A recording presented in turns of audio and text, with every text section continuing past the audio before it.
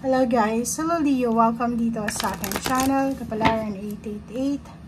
Welcome Leo. Alamin natin kung anong messages, vibration, gabay energy para sa inyong lahat. Tayo general reading, weekly tarot reading para sa lahat ng Leo. I hope na makuha nyo yung energy. Okay, Leo. 37 and 39. Nako. May 37, may Leo dito na parang financially sobrang gipit na gipit sila. Or posibleng marami silang kailangan na bayaran na utang. Marami silang kailangan na isettle ng mga bills, parang gano'n.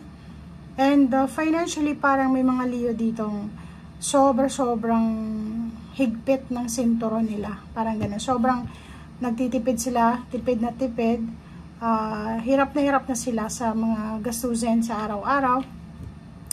And mayroon ditong community. So, ibig sabihin, meron kang pinaplano na isang okasyon, 9, 10, 11, 12. So, yun, is either December. May pinaplano kang isang celebration. Kaso lang, sa ngayon, parang hindi mo sigurado kung paano or ano yung gagawin mo sa celebration na yan. Kasi, financially, wala kang assurance na masisecure mo ang ganitong amount para sa celebration na yan. Like for example, matagal ka nang nagplanong magpakasal, may debut or pwedeng 60th birthday or anything na occasion sa family na matagal mong plinano, nakapagbigay ka ng invitation, ganyan ganito, tapos end of the out of the blue, parang nawalan ka ng budget or ganito ganyan. So, pa-comment sa comment section if you're resonated dito. Kasi parang nakikita natin na may isa ditong Leo na namumroblema sa posibleng okasyon or sa posibleng kung saan kukunin yung panggastos niya sa okasyon na yan or sa events na yan. Okay. Okay, man holding a coin, holding a heart. Nakikita ko, if you're a single Leo, posibleng mayroon kang manliligaw and financially, posibleng siya yung tutulong sa'yo sa mga pangangailangan mo sa financial mo.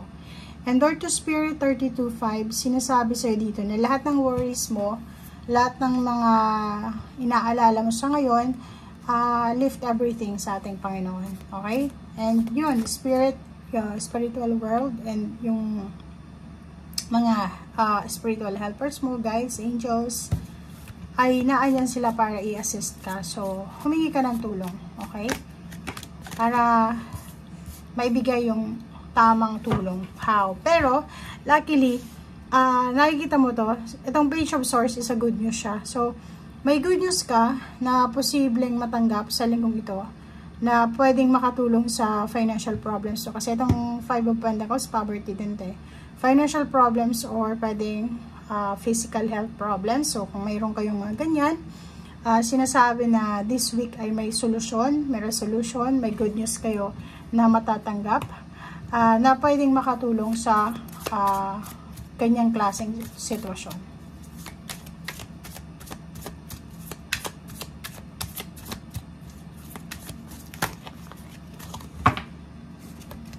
Okay.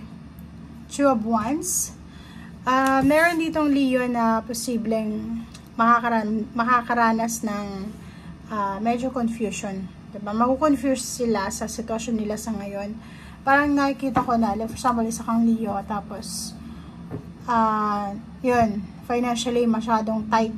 Diba? Parang constraints. Parang kinukontrol mo lahat ng sitwasyon sa salapi kasi wala kang hindi masyadong mabilis yung flow ng money sa buhay mo.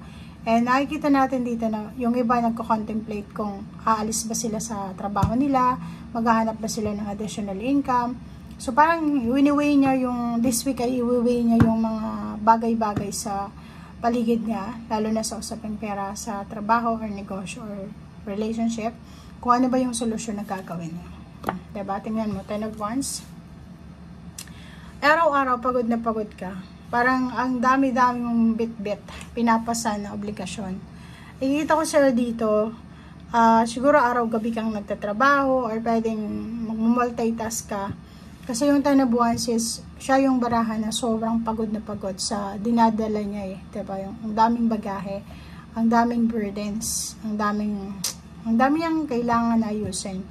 Ang daming kailangan niyang, tawag dito, i-provide, parang ganun. So, nakikita natin na kung ikaw yan, mag-comment ka sa comment section. Kasi, yung halimbawa na sa sobrang dami mong kailangan na bayaran or kailangan mong isettle na bills, parang napag-iisipan mo na kailangan mo na ng additional income or kailangan mo na ng solusyon na pangmatagalan. Okay?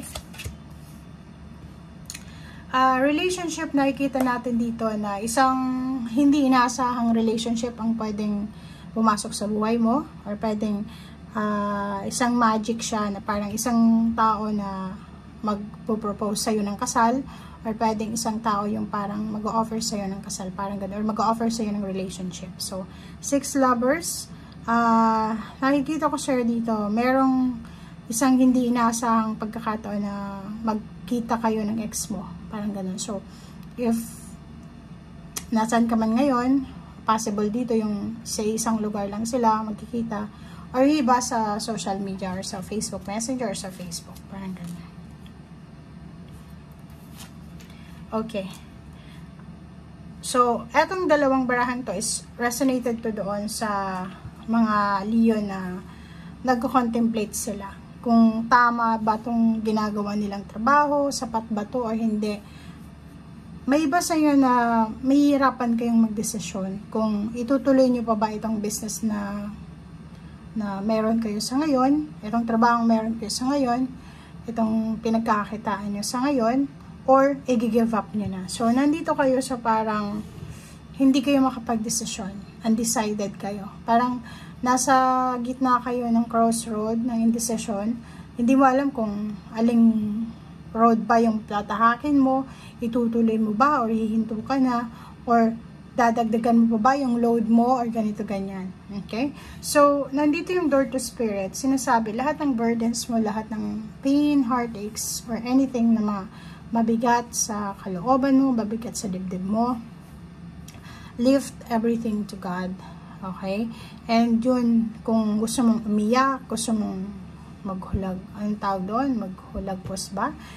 Umiyak ka, kung gusto mo ng tulong, humingi ka ng tulong, wag mong sikilin yung nararamdaman mo. Kasi nakikita mo dito, parang gusto mo nang maiyak, gusto mo nang, yun, parang maiiyak ka na kasi feeling mo, lahat na lang ng problema na sa'yo, parang yung iba sa'yo dyan, nawawalan sila ng direksyon. So, kailangan mong maging strong, kailangan mong lumaban sa kung ano ang pinagdadaanan mo sa ngayon. Okay? Thank you guys. Bye!